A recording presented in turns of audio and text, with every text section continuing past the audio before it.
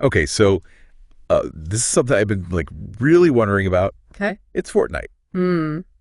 And why it's like still such a big deal. You know, Yeah. it seems like it's been around forever, It really does. like in internet time at least, and it's still going strong. Mm-hmm. We've got like all this analysis on what keeps it going. Right. And honestly, even I was surprised by some of this stuff. Interesting. So get ready because we're going to deep dive into like how this game figured out Yeah. how to stay popular in a world where like everything changes so fast. Right. You know, it's like trends come and go in a flash. How does Fortnite do it? Yeah. Well, the interesting thing is Right. it's not just luck or, Yeah. just being like a one-hit wonder or something. Fortnite, it seems like it's really tapped into something fundamental Okay. about what keeps players engaged. Yeah, it's more than just being like a fun game, right? Because like everyone loves a good game, Of course. but not many games. This analysis talks a lot about their like constant updates, which I guess seems kind of obvious, Yeah. but is it really that simple? Well, it is simple on the surface. Okay. But I think the real brilliance is in like how they actually do it. Okay. It's not just about adding new things. It's more about understanding like how those updates play into our psychology as players. Okay. Interesting. Think about it. New seasons, map changes, new items. Right. They all feed into our desire for novelty. Ah.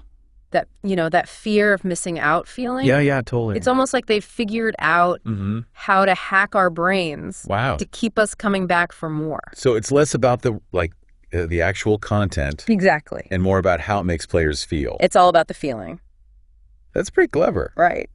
Do you have any like specific examples Oh, yeah. of updates that really like nailed this? So season 3, Okay. with the flooded map, that was a huge turning point for the game. So it wasn't just a visual thing. No, it completely changed the way people played the game. Okay. And it generated a ton of buzz online. Right. It wasn't just a cosmetic change. It like fundamentally altered the strategy of the game Got it. and forced players to adapt. Yeah, that makes sense. Yeah. It's like, I love getting a new outfit Right. for my character, whatever. Of course. But like changing the whole game world, Yeah. that's a whole other level. It is. Speaking of like shaking things up, Yeah.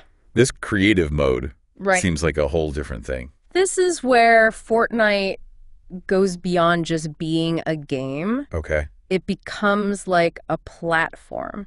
What do you mean? Players can actually build Wow. their own game modes and experiences, Okay. challenges, you name it. Interesting. It's almost like a game design toolkit, Ah.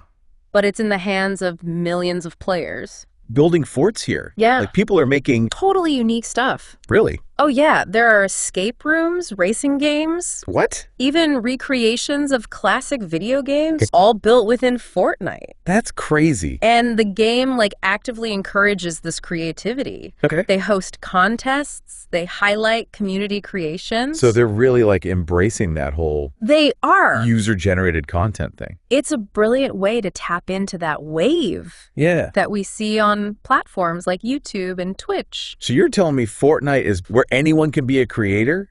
Right. That's kind of mind-blowing. It is pretty amazing. But what about the people who just Yeah. want to play, Right. How does this whole be a creator thing Yeah. appeal to them? Well, that's where the accessibility comes in. Right. Not everyone wants to build stuff, Of course. but everyone wants to play with their friends, right? Yeah, for sure. Fortnite recognized that early on Okay. with cross-platform play. Right. You can play with anyone, Exactly. no matter what they're using. Doesn't matter the device. But hasn't that kind of become Yeah. like pretty common now? It is more common now. Yeah. But Fortnite was one of the first Yeah. to really embrace it at this scale. And it's a huge factor in its longevity. How so? Imagine you're a kid Okay. who plays on their phone. Right. And your friend has like Yeah. a super fancy gaming PC. Right. Can still team up in Fortnite. Oh, I see. That expands the player base like crazy. Yeah. And it removes a lot of barriers. Okay, that's a good point. Yeah. Speaking of removing barriers, free to play is like the magic phrase. It is. In the gaming world, right? It's huge. Yeah. Fortnite being free, Yeah. you can just download it and try it. Now, are there in-app purchases? Of course. Sure, but they're mostly cosmetic. Right. The core gameplay experience Yep. is totally free. But isn't that kind of a Yeah. double-edged sword?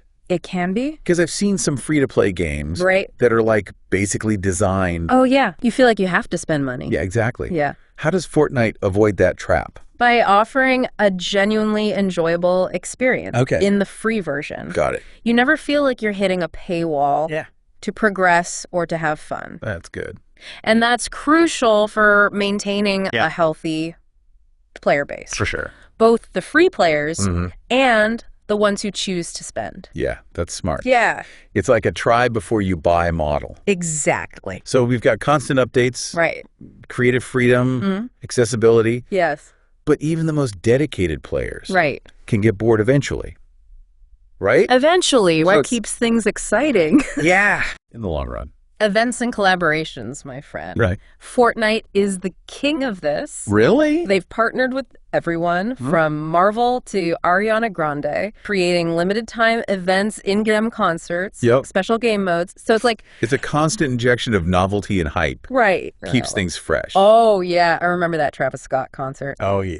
That was wild. It was amazing. These collaborations introduce Fortnite to a whole new audience. I see. Imagine you're a huge Star Wars fan.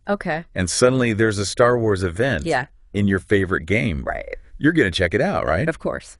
And even for veteran players, these events offer a change of pace, a new challenge, something to get excited about. Right. It's like they're tapping into that FOMO thing. They are. But in a fun way. And speaking of excitement, we can't forget about the esports scene. Oh, yeah. Fortnite tournaments are huge. They are massive, and that's another smart strategy. Oh, so? A thriving esports scene adds legitimacy and prestige to a game. Interesting. It creates aspirations for players. They watch the pros and think, hey, maybe I could do that. Right. It gives them something to strive for. Yeah, it's like the minor leagues, and it creates this whole ecosystem around the game. Yeah. Viewers, fans, aspiring pros. Exactly. So you see, it's this combination of factors that makes Fortnite so resilient. Constant evolution, community engagement, and like a deep understanding of player psychology. Wow. Okay, I think I'm finally starting to get it. It's not just about being a good game. It's more than that. It's about creating this whole ecosystem that keeps players coming back for more. Right. But here's the real question. Okay. Do you think this can last? That's a good question. Is Fortnite going to still be around? Yeah. In like 5 years? 5 years is a long time. It is. In the internet world. Right. Who knows? Yeah. I guess we'll have to see. And if so, what will they need to do to stay on top? That's the million-dollar question. Right. Let us know what you think. Yeah. We'll see you next time. See ya.